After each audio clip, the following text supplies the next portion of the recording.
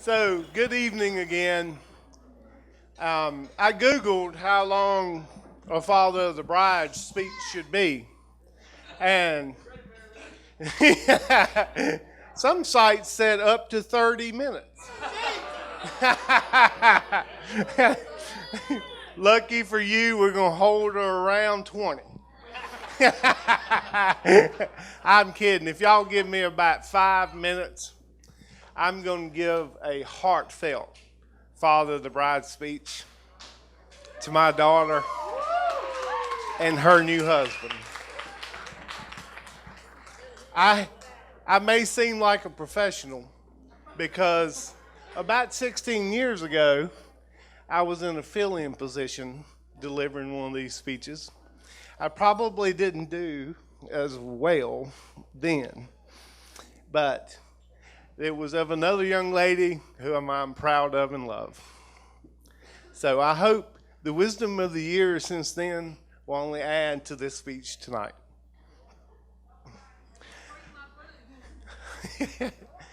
Some of Mary-Lynn's first friends couldn't come tonight. Don't take offense. Y'all probably know them.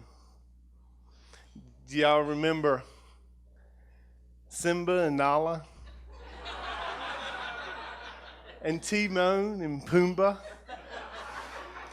They made their debut in 1994, which was the year Mary-Lynn was born. Y'all remember?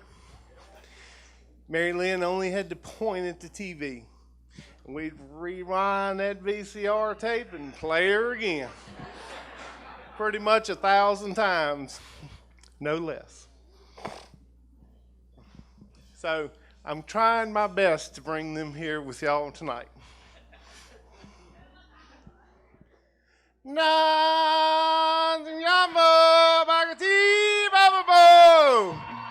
Inyama, Inyama.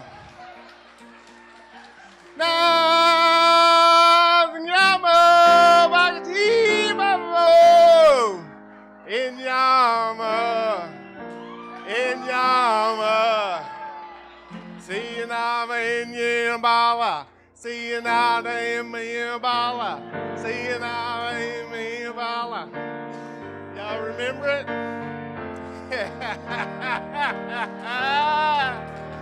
Woo!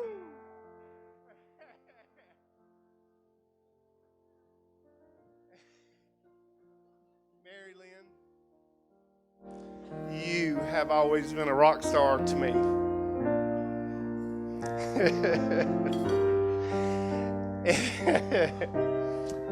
I knew from a young age that you could put your mind to doing anything you wanted to do, and you would always do it well.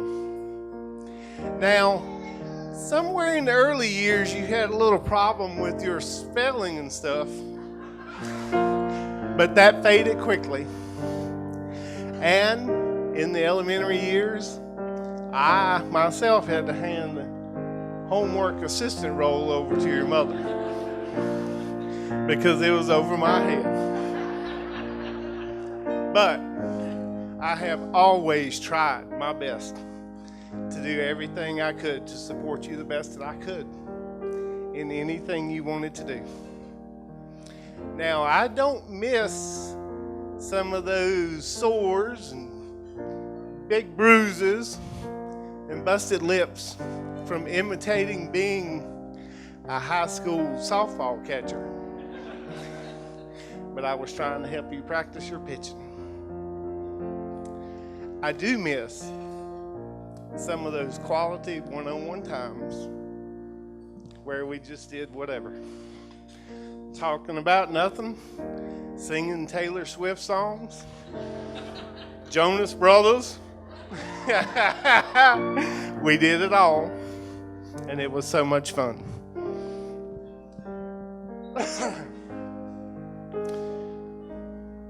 Ron White would take another sip right now. Yeah. So,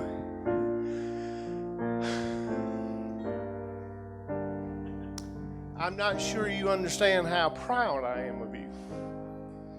because you don't know how special it is to me to be able to say, oh yes, Mary-Lynn, she graduated the valedictorian of her high school and went on to get a real estate license the summer before she graduated from UNC to help us in the family business. So for these reasons, I know you can accomplish anything you set your mind to. But there are always more important things. And you and I have always joked about you being more hard-hearted like me than loving and kind like your mother. You might talk a good game, but actions speak louder than words. And I'm not just talking about your love of animals, but when you came home that day, you made my heart, my small heart, grow 3 sizes that day. I love Disney. And when you came home and said, it doesn't matter that that little boy I'm talking to has cancer, because I love him and he is awesome. I think that was the proudest moment of you, because I knew then you had succeeded. You had acquired your mother's ability to love and show love as she's so eloquently demonstrated in her daily life by loving everyone around her, far reaching into the world, all the while being the perfect mother to you and the perfect wife to me. So I knew then you had what she has, and you had all the tools you would need to be the most successful person you could be, and nothing would limit you. Mary-Lynn, I think Ron would agree. Anybody got a cigar? No. You are my greatest accomplishment. I love you dearly, and I am so proud of you. But Chris, hey, old buddy. You know, I was Googling about this speech, about how long it should be. And I also came across this little joke that I could not help but insert right here. A perfect couple consists of the one that's always right and the husband. So it's important that you understand your role. Chris, you once told me that had I met you before cancer humbled you, I probably would not have liked you very much. Some of your friends might could agree. But I disagree. I couldn't imagine that. You see, I think it was in God's perfect timing that He brought the same bright light to you that He brought to me and Laura and Jenny and James. Crap, I was going to say Jenny, James, Laura, and I. Sorry. But Mary-Lynn was always our beacon of light. And I think she was delivered to you as well. And that's something special. You know, I've spent a long time thinking about the little boy that's standing where you are right now, what kind of fella he would be. Because you see, Chris, the most important thing to me is Mary-Lynn's long-term happiness. And I have no doubt, knowing that you're going to continue to love her as you have, with impeccable character and integrity. I have no doubt of that. And that brings me great comfort. I want to leave you, Chris, with 3 things in particular. I have a lot of guns.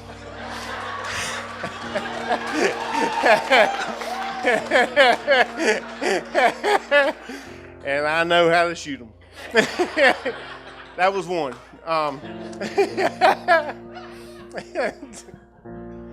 Two, your parents and grandparents have done a wonderful job molding you into the fine young man that you are. And that gives me great comfort in knowing what lies ahead with you and your new family. Because I know you're going to do just as good a job. And for that, I'm grateful. And three, it's going to be one of those little things that you're like, damn, I forgot what I was going to say third. Thought I was doing good. We'll go with shooting them being two, okay?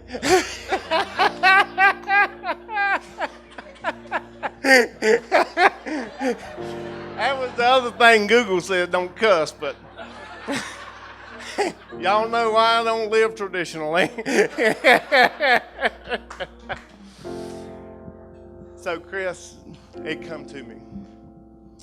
I want you to know that you didn't just steal Mary-Lynn's heart. You also stole ours. We love you, and we're very proud of you. So, did that seem sincere enough? You want me to cry some more? Some parting wisdom for you guys, which gives y'all a hint that we're about done. First, from my Aunt Mary, whom we affectionately call Bird, from whom Mary-Lynn was named. She was one of those prized family members that's always imparting wisdom upon everyone that she knew. And I think she would have said, she passed away back in the 90s, before Mary-Lynn was born, I think. And I think she would have said, you have reached an important milestone in your lives. And I'm pretty sure she would have went on to say, cherish it. As her mother, who we called Ma Burton, would have probably said, when times are good, and this is going to be a little work for you, Mary-Lynn. When times are good, save a lot. And when times are bad, save a little. You see, the folks that come up through the Depression had some appreciation of that. We got a little taste of it with the recession. Those are good words to live by. And from your mother and I, sorry if this is agging on. From your mother and I, live like there's no tomorrow. Love like there is no other. And laugh every chance you get. And always remember to give more than you take. So if you all will raise your glasses to a toast. And if you know this, then feel free to join in. Okay? My toast to you all. Hakuna Matata. It's a wonderful phrase.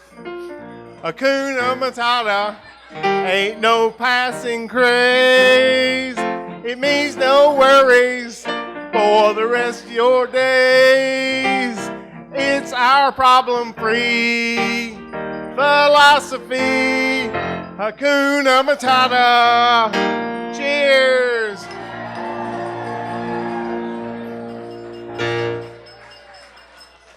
That was one speech right there. Give it up for Mr. Eddie, everybody.